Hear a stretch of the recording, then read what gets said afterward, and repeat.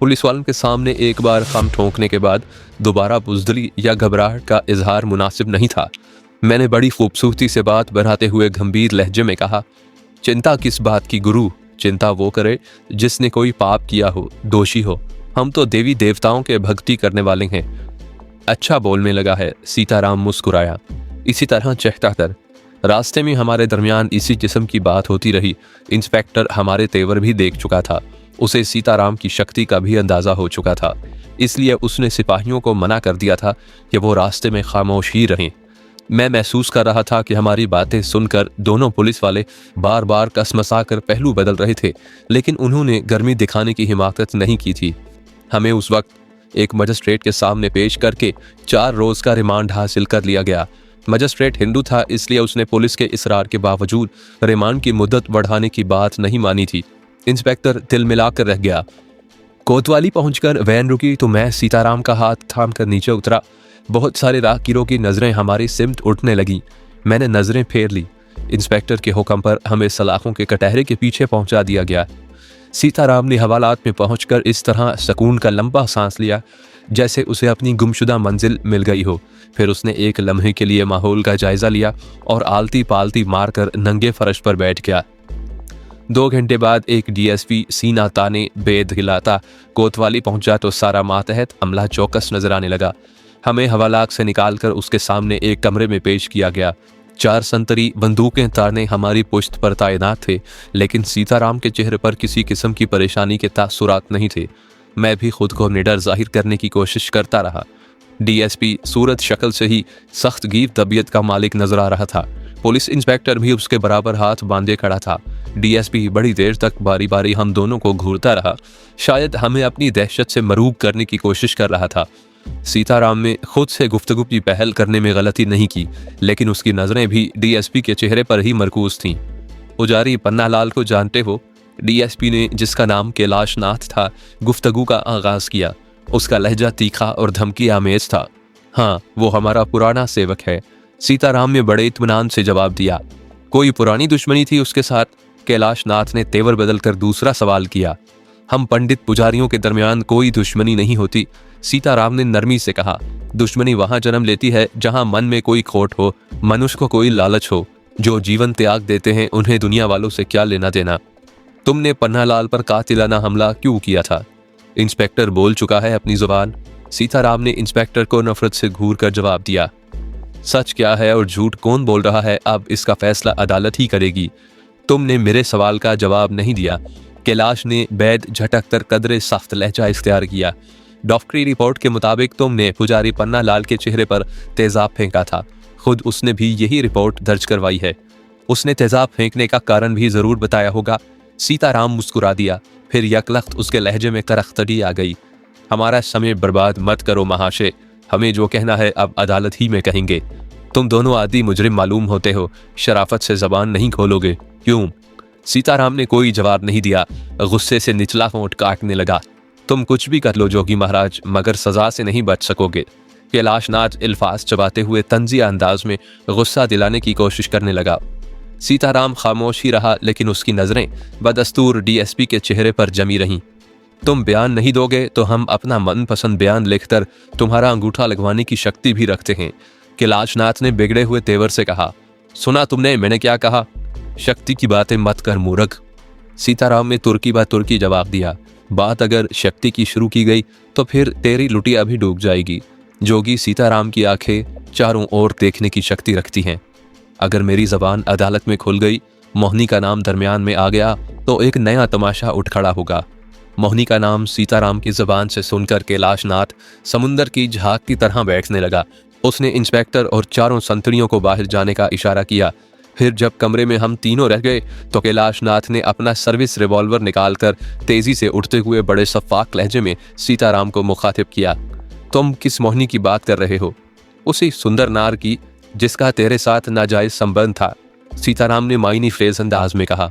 तू उसके कोमल शरीर को खिलौना समझकर खेलता रहा, अपना मन लुभाता रहा, लेकिन जब उसके पेट में तेरा हराम का बच्चा तलबलाने लगा तो तुझे अपनी उस लक्ष्मी का ध्यान आ गया जिसके साथ तूने पवित्र अग्नि के फेरे काटे थे। तू उसे छोड़ नहीं सकता था, इसलिए तूने मोहनी को मजबूर किया कि वो बच्चा गिरा दे। उसने तेरी बात नहीं मानी तो तूने उसे अपने आदमियों से ख़त्म करवा दिया। और भी कुछ सुनेगा? तुम बकवास करते हो, कैलाशनाथ हलक के बल चिल्लाया। मैं किसी मोहनी को नहीं जानता, तुम कुछ साबित नहीं कर सकोगे। अदालत सबूत के बगैर तुम्हारी किसी बकवास पर ध्यान नहीं देगी। जब बात निकलेगी तो फिर बहुत सारे सबूत भी सामने आ जाएंगे। सीताराम ने उसे तेज नजरों से घूरते हुए जवाब दिया। तुझे याद होगा कि तूने बात फैलने के डर से उस अभागन की चिता को आग भी नहीं लगने दी, खामोशी से धरती में दबा दिया। उसकी लाश बरामद हो गई तो तेरे सारे कस बल निकल जाएंगे। जिस वर्दी पर अकड़ रहा है ये भी उतर जाएगी। सीताराम ने बड़ी हिकारत से कहा। तुम लोगों ने जोगी सीताराम को छेड़कर अच्छा नहीं किया। कैलाशनाथ ने फौरन ही कोई जवाब नहीं दिया। मोहिनी के बारे में तफसील जानने के बाद उसके चेहरे का सारा कलफ उतर गया था। कुछ देर तक वो खामोश खड़ा सीताराम को घूरता रहा, फिर कमजोर आवाज में बोला। पुजारी पन्नालाल मेरे किसी हुक्म से इनकार नहीं कर सकता। मैं उसे बयान बदलने पर भी मजबूर कर सकता हूँ, लेकिन नहीं, तेरे साथ कोई सौदेबाजी नहीं होगी। सीताराम हाथ उठाकर बोला। रहा पन्नालाल तो मैं उसकी चाल भी समझ रहा हूँ। वो एक तीर से दो निशाने लगाने की कोशिश कर रहा है। उसने किसी और से इंतकाम लेने के कारण मुझ पर झूठा इल्जाम लगाया है। कानून की नज़रों में धूल झोंक कर वो कोई और ही खेल खेलने के सपने देख रहा है। अगर तुझे मेरा बयान लिखना है तो केवल इतना ही लिख ले, ताकि तेरे पास भी एक सबूत रहे और समय आने पर तेरे काम आवे। मैं समझा नहीं तुम्हारी बात, कैलाशनाथ ने पलकें झपकाते हुए पूछा। क्या तुमने उसके चेहरे पर? मुक्ति चाहता है तो आंख बंद करके वो ही कर जो जोगी सीताराम की जबान बोल रही है। कल क्या होने वाला है इसकी खोज अभी से मत कर। मेरी आज्ञा का पालन कर, एक तरफ खामोशी से बैठकर तमाशा देखता रहे।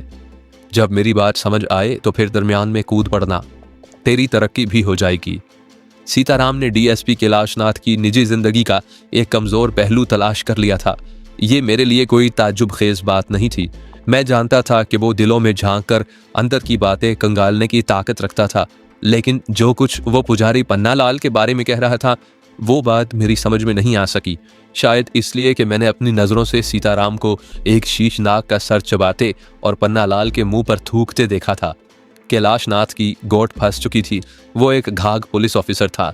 उसने सीताराम की गहराई का अंदाज़ा भी लगा लिया था, इसलिए वही बयान लिखा जो सीताराम लिखवाता रहा। फिर सीताराम के अंगूठे का निशान हासिल करके खामोशी से वापस चला गया। हमें दोबारा हवालात में पहुंचा दिया गया। गुरु, मैंने तन्हाई मिलने के बाद दबी जुबान में पूछा, तुमने जो बयान डीएसपी को लिखवाया है वो मेरी समझ में भी नहीं आया। पुजारी पन्नालाल एक तीर से दो शिकार कर रहा है, तुमने इस बात पर जोर क्यों दिया? धीरज बालक धीरज, वो मायनी फेज अंदाज में मुस्कुराने लगा। एक बार सच्चे मन से जोगी का हाथ थाम कर देख, धरती के नीचे और आकाश के ऊपर क्या है सब कुछ तुझे भी नजर आने लगेगा।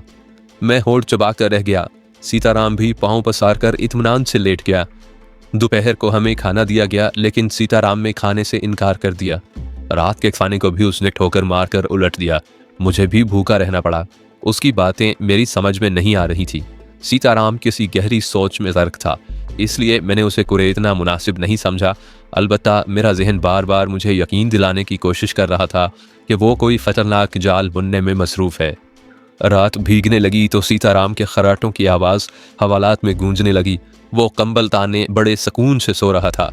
मैंने भी सोने के इरादे से अपनी जगह बना ली। पहरे पर मौजूद पुलिस वाले भी ऊँघने लगे थे। भूख की शिद्दत मुझे निढाल कर रही थी, लेकिन दानिश्वरों का ये कौल गलत नहीं है कि थके मांदे इंसान को फांसी के फंदे पर भी नींद आ जाती है। मैं भी कुछ देर करवटें बदलने के बाद नींद की वादियों में गुम हो गया। मैं कितनी देर बेखबर रहा मुझे याद नहीं, लेकिन उस वक्त मेरा जहन दोबारा बेदार हो गया जब सफ़ेद रेश बुजुर्ग की मानूस आवाज़ मेरे कानों में गूंजी। बरकत अली, तुम्हारी आजमाइश का वक्त करीब आ रहा है। आंखें खुली रखना, गाफिल हो गए तो फिर निजात का कोई रास्ता बाकी नहीं रहेगा। मैं समझा नहीं मेरे अजीज़, मैंने आजिज़ी से दरख्वास्त की। मैंने पहले भी गिड़गिड़ा कर यही कहा था कि आप हाथ थामकर सीधे रास्ते पर लगा दीजिए। मेरे पास वक्त कम है। आपने नज़रें फेर लीं तो मैं अंधेरों में भटकता रहूँगा। अब भी तुम अंधेरों में ही भटक रहे हो, बुजुर्ग ने कहा। एक बार सिराते मुस्तकीम से इंसान के कदम हट जाएं तो फिर संभलना मुश्किल होता है, लेकिन तुम्हारे पास एक आखिरी मौका है। अगर तुमने दूर अंदेशी से काम ना लिया, इसे भी गंवा दिया, तो फिर तारीकी ही तुम्हारा मुकद्दर बन जाएगी। मैं अब भी नहीं समझा। मैंने इनकसारी से काम लिया। आप खुदा के बुरगुज़ीदा बंदे हैं। मैं आपसे रहनुमाई की इल्तिजा करता हूँ। मौलवी फरासत अली और उनकी नवाजिशों को याद रखना। बुजुर्ग ने मेरी आंखों में झांकते हुए कहा, मैं फिलहाल इसके सिवा और कुछ नहीं कह सकता। मेरे मोहतरम, मैंने तेजी से कहा, मुझे याद है एक बार किसी दीवाने मलंग ने भी इशारों किनारों में ये बात कही थी कि दादा जान मेरी मदद को ज़रूर आएंगे, लेकिन वो अपने आने पाई और तोला माशा रत्ती के हिसाब में उलझ गए हैं। वो भी खुदा का एक महबूब बंदा था, उसने गलत नहीं कहा था। बुजुर्ग ने तस्बीह के दानों पर उंगलियां फेरते हुए संजीदगी से जवाब दिया, कभी कभी बुजुर्गों के कदम भी लड़खड़ा जाते हैं। एक रत्ती बराबर भूल भी इंसान के नामाए अमाल में लिख दी जाए तो उसका भी हिसाब किताब होता है। मौलवी फरासत की रूह तुम्हारी मदद को नहीं आ सकी तो उसकी भी यही वजह है। मैं उन्हीं की इमा पर तुम्हें साबित कदम रहने की तलकीन करने आया हूँ, लेकिन मुझे खुलकर कुछ कहने की इजाज़त नहीं है और आपके इशारे मेरी समझ में नहीं आ रहे। मैं उलझने लगा। मेरी बात पर गौर करना, आगे जो उसकी मर्जी। बुजुर्ग ने आसमान की सिमत देखकर कहा, फिर बोले, वो किसी भी वक्त आ जाएगा। उसकी मौजूदगी में मुझे कराहत का एहसास होता है। आप किसकी बात कर रही हैं? मैंने तेजी से पूछा। बुजुर्ग ने जवाब में कुछ कहना चाहा, लेकिन फिर अचानक नजरों से ओझल हो गए। मैं हड़बड़ा कर जाग उठा। बुजुर्ग का एक एक जुमला मेरे जहन पर गूंज रहा था। उन्होंने खास तौर पर दादा जान की नवाजिशों को याद रखने का हवाला दिया था। मैं उठकर बैठ गया, अपने माजी को कुरेदने लगा, लेकिन कोई नतीजा अखज़ ना कर सका। पहरे पर मौजूद सिर्फ एक सिपाही दीवार से टेक लगाए लंबी लंबी जमाइयाँ लेकर खुद को बेदार रखने की कोशिश कर रहा था। बाकी इधर उधर पड़े खराटे ले रहे थे। मेरा जहन उलझने लगा। हालात ने मुझे गलत रास्तों पर डाल दिया था। मैंने सीताराम और दुर्गा के उकसाने पर काली और विष्णु महाराज के जाप भी किए थे। महान शक्ति भी हासिल कर ली थी। आजर से रतन कुमार बन गया था, लेकिन मेरी रूह पूरी तरह आलूदा नहीं हुई थी। आलूदा हो गई होती तो मैं रतन कुमार से दोबारा बरकत अली कभी ना बनता। ताकत का नशा दुनिया के हर नशे से ज्यादा होता है। मैं पूरी तरह भटक गया होता तो सफ़ेद रेश बुजुर्ग ने भी मेरी रहनुमाई की कोशिश ना की होती। जिनके दिलों पर मोहर लगाती जाती है, जिन पर तौबा के दरवाजे बंद हो जाते हैं, वो गुमराही के दलदल से निकलने के बारे में गौर भी नहीं करते, खुदा के वजूद से भी मुनकिर हो जाते हैं। लेकिन मेरे खानाए दिल में नूर की एक शमा कहीं ज़रूर टिमटिमा रही थी, जो बुजुर्ग की आमद से भड़कना शुरू कर देती थी। मेरी सरगुज़श्त सुनने वाले गवाह हैं कि मैंने जोगी सीताराम को दिल से गुरु नहीं माना था। एक दो मौक़ों पर उसको मारकर छुटकारा हासिल करने की कोशिश भी की थी। दुर्गा दरमियान में ना आ गई होती तो शायद मैं ज़लाज़तों के दलदल से बाहर निकल चुका होता। ये भी मुमकिन है कि बाद में ताकत का नशा मुझे और गुमराह कर देता। क्या होता क्या ना होता, ये हालात और मेरी किस्मत पर मुनहसिर था। लेकिन इस वक्त मेरा जहन बुजुर्ग के इशारों को हल करने की जदोजहद में मसरूफ़ था। अचानक मेरे जहन में बुजुर्ग के कहे हुए आखिरी जुमले गूंजे। मैं कुछ सोचकर आगे बढ़ा। मैंने जोगी सीताराम के कंबल को उठाकर देखा, वहाँ कोई भी नहीं था। मैंने धड़कते हुए दिल से हवालात के एक एक चप्पे पर नज़र दौड़ाई, लेकिन सीताराम का कोई सुराग ना मिला। मैंने पलटकर हवालात के दरवाजे की सिमत देखा, जहाँ एक के बजाय दो दो कुफल बंद नजर आ रहे थे। मेरा दिल शिद्दत से धड़कने लगा। मैंने खुद को सीताराम की गुमशुदगी का यकीन दिलाने की खातिर कंबल झाड़ कर भी देख लिया। मेरे दिमाग में कई सवालात गूंजने लगे। क्या डीएसपी कैलाशनाथ मेरे सोने के बाद दोबारा आया और खामोशी से सीताराम को निकाल कर ले गया? मगर क्यों? क्या वो सीताराम को मारकर अपना रास्ता साफ करना चाहता था? वो हवालात में आया होगा, सीताराम को निकाल कर ले गया होगा, तो किसी न किसी ने तो उसे ज़रूर देखा होगा। सीताराम मुझे छोड़कर किस तरह जा सकता था? उसने खुद भी तस्कीन किया था कि वो जिस शय की तलाश में था उसे मेरे सिवा कोई और हासिल नहीं कर सकता था। क्या उसने कोई मुतबादिल रास्ता तलाश कर लिया था? मेरे जहन में मुख्तलिफ सवालात गडमड हो रहे थे। बुजुर्ग का ख्वाब में आना और सीताराम का गायब हो जाना क्या मायने रखता था? बुजुर्ग ने कहा था कि वो किसी भी वक्त आ सकता है। उसकी मौजूदगी में मुझे कराहत का एहसास होता है। वो जुमला किसके लिए कहा गया था? क्या बुजुर्ग का इशारा जोगी सीताराम की तरफ था, जो जेल की बंद सलाखों से पहरे पर मौजूद संतरियों को जुल देकर छू मंतर हो गया था?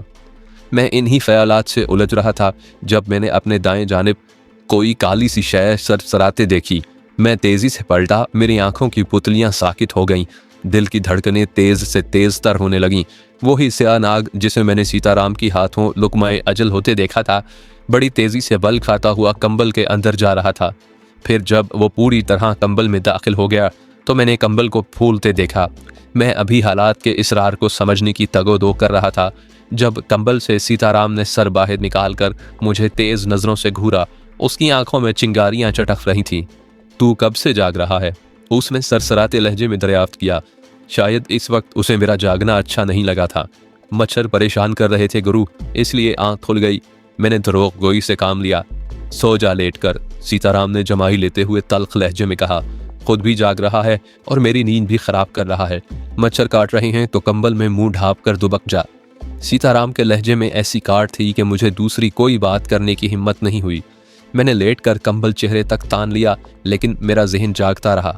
मैं सीताराम के बारे में सोचता रहा, जो शैतानी कुव्वतों का मालिक था। वो किसी वक्त कुछ भी कर सकता था। उसने कैलाश नाथ को भी अपने सामने झुकने पर मजबूर कर दिया था। डीएसपी का ख्याल जहन में उभरा तो मुझे सीताराम का वो बयान भी याद आ गया जो उसने अपनी मर्जी से लिखवाया था। उसने कहा था कि पुजारी पन्ना लाल एक तीर से दो निशाने लगाने के चक्कर में है। उसने कैलाश नाथ को उसकी तरक्की का भी यकीन दिलाया था। इन सब बातों के पीछे जोगी की कोई खतरनाक साजिश जरूर जन्म ले रही होगी। वो साजिश क्या थी? वो रात के पिछले पहर सांप का रूप इख्तियार करके कहाँ गया था? किसको अपने रास्ते से हटाकर खामोशी से लौट आया था? क्या पन्ना लाल की बारी आ गई थी, या राम किशन को डसकर उसने अपना रास्ता साफ कर लिया था? क्या जोगी ने वो शय मेरी मदद के बगैर हासिल कर ली थी जिसकी खातिर उसने सारा बखेड़ा फैलाया था? मैं कंबल में दुबका अपने ख्यालात में गुम था। सीताराम लंबे लंबे फराटे लेकर हवालात के अमले को हवालात में अपनी मौजूदगी का एहसास दिलाने की कोशिशों में मसरूफ़ था। फिर जहनी कलाबाजियाँ खाते खाते कब मेरी आंख लगी मुझे कुछ याद नहीं। दूसरी सुबह मेरी आंख देर से खुली। मैंने कंबल से सर निकाल कर देखा तो सीताराम हवालात की दीवार से टेक लगाए बड़े पुरसकून अंदाज में बैठा था। मैं भी 2-4 अंगड़ाइयाँ लेकर उठ गया। सीताराम कुछ देर तक मेरे चेहरे पर नजरें जमाए रहा, फिर बड़े प्यार से बोला, रतन कुमार, तुझे भी मेरे कारण कष्ट भुगतना पड़ रहा है, परंतु चिंता मत कर। मेरा मन कहता है कि अब बादल छटने में देर नहीं लगेगी। चिंता किस बात की गुरु? मैंने लापरवाही का मुजाहिरा किया। तुम साथ हो तो फिर गम किस बात का? सच कह रहा है या दिल के फफूले फोड़ रहा है? उसने मुस्कुराकर सवाल किया। जवाब में मैं भी मुस्कुरा दिया। सीताराम इस बात का अंदाज़ा लगाने की फिक्र में था कि मैं रात हवालात से उसके जाने और फिर वापस आने के राज से किस हद तक वाकिफ़ हूँ। मैंने तय कर लिया था कि जब तक उसके राज को ना पालूं ज़बान नहीं खोलूँगा। मैं देख रहा हूँ बालिक कि अब तू सुधरता जा रहा है। वो मेरा हाथ थाम कर बड़े जोशीले अंदाज में बोला, अगर इसी तरह गुरु की सेवा करता रहा, उसके इशारों पर चलता रहा, तो एक दिन तू भी ज़रूर नाम पैदा करेगा। चंदा की मानिंद धरती पर चारों ओर तेरे नाम का उजाला फैला होगा। अब शायद तुम मेरा मजाक उड़ाने की कोशिश कर रहे हो। मैंने उसे छेड़ने की कोशिश की। ऐसा मत बोल मूर्ख। वो यकलख्त संजीदा हो गया। गुरु जो बात करता है उसमें वजन भी होता है। कुछ समय और बीत जाने दे, फिर तुझे भी विश्वास आ जाएगा। मैंने कोई जवाब नहीं दिया। अभी तुझे गुरु की बातें कड़वी लगती होंगी, लेकिन जब तू बलवान होगा तो तुझे मानना पड़ेगा कि सीताराम जो बोलता था सच बोलता था। तुमने राम किशन के बारे में क्या सोचा है? मैंने मौजू बदलकर उसको टटोलने की कोशिश की। कब तक उसे ढील देते रहोगे? तू इतना क्यों बेअकल हो रहा है राम किशन के बारे में? उसने मुझे तेज नजरों से घूरा, फिर मायनी फेज अंदाज में बोला, मैं ठंडा करके खाने का आदी हूँ। गरम गरम खाने से मुंह भी जलता है और खाने का स्वाद भी नहीं आता। तुम्हारी बातें बड़ी गहरी होती हैं, आसानी से समझ नहीं आती। अभी मेरे तेरे बीच फासला भी तो धरती और आकाश जितना है। वो जेरे लब मुस्कुरा दिया।